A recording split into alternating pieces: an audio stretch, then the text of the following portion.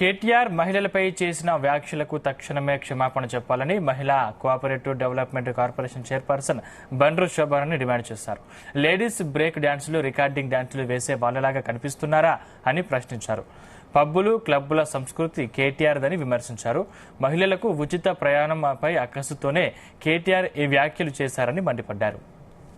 మహిళలేదో ఎల్లిపాయ పొట్టు తీసుకుంటున్నట్టుగా అల్లికలు కుట్టుకోవచ్చు, లేకపోతే కూరగాయలు అమ్ముకోవచ్చు. ఇవేం తప్పు కాదు. మహిళకు ఫ్రీ బస్సు, మహిళకు ఒక బస్సు పెట్టండి, చివరికి కుటుంబాలుగా బస్సులు ఎక్కి డాన్సులు చేసుకోండి అని చెప్పేసి మాట్లాడాడు.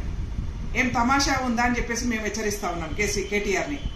ఎందుకనంటే ఈ పబ్బులు, క్లబ్బులలో డాన్సులు చేసే సంస్కృతి కేటీఆర్ది. అంటే మహిళలు ప్రయాణిస్తున్నటువంటి ఫ్రీ బస్సులో ప్రయాణం చేస్తున్నటువంటి మహిళల్ని చులకన చేసి కించపరుస్తూ మాట్లాడుతున్నటువంటి కేటీఆర్ బహిరంగంగా మహిళలకు క్షమాపణ చెప్పాలని చెప్పేసి కాంగ్రెస్ పార్టీ నుంచి డిమాండ్ చేస్తా ఉన్నాం.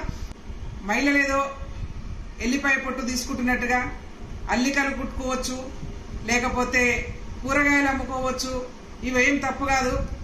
మహిళకు ఫ్రీ బస్సు, మహిళకు ఒక బస్సు పెట్టండి, చివరికి కుటుంబాలుగా బస్సులు ఎక్కి డాన్సులు చేసుకోండి అని చెప్పేసి మాట్లాడాడు. ఏం తమాషా ఉందా అని చెప్పేసి మేము హెచ్చరిస్తా ఉన్నాం కేటీఆర్ని. ఎందుకనంటే ఈ పబ్బులు, క్లబ్బులలో డాన్సులు చేసే సంస్కృతి కేటీఆర్ది. అంటే మహిళలు ప్రయాణిస్తున్నటువంటి ఫ్రీ